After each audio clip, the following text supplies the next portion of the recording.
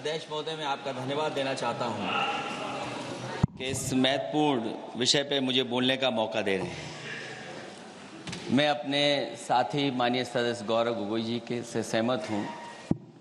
बहुत सारे महत्वपूर्ण उन्होंने बिंदु उठाए और अध्यक्ष महोदय,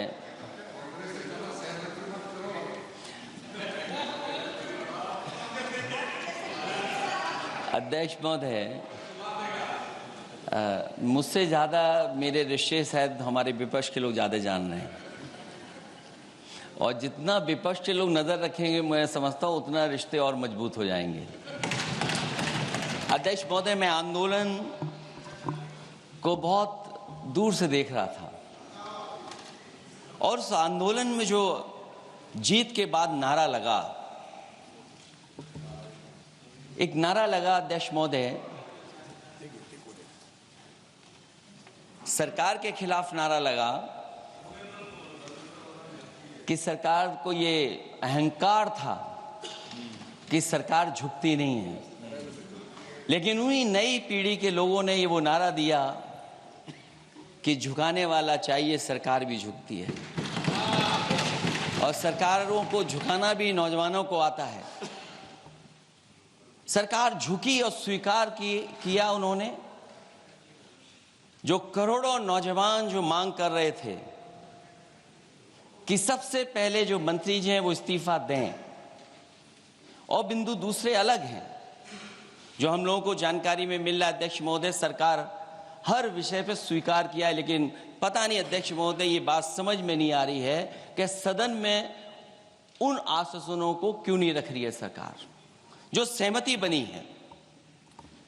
और उसके बाद अध्यक्ष महोदय, हम लोगों ने देखा कि जब मंत्री जी लौटे हैं, मंत्री नहीं रहे, उसके बाद सदन के बाहर उनका स्वागत किया गया।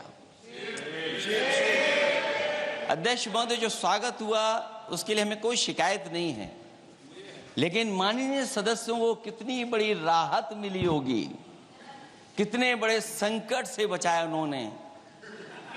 एक प्रधान जी को हटा करके प्रधानमंत्री बचा लिया आपने।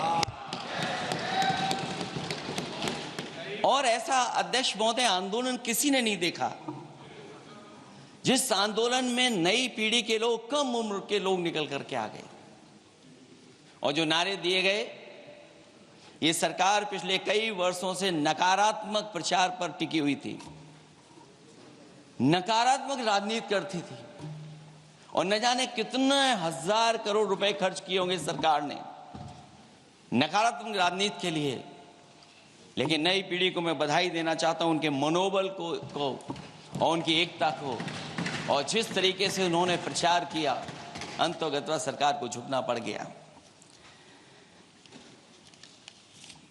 भाजपा वचन नहीं देती, जुमला देती है।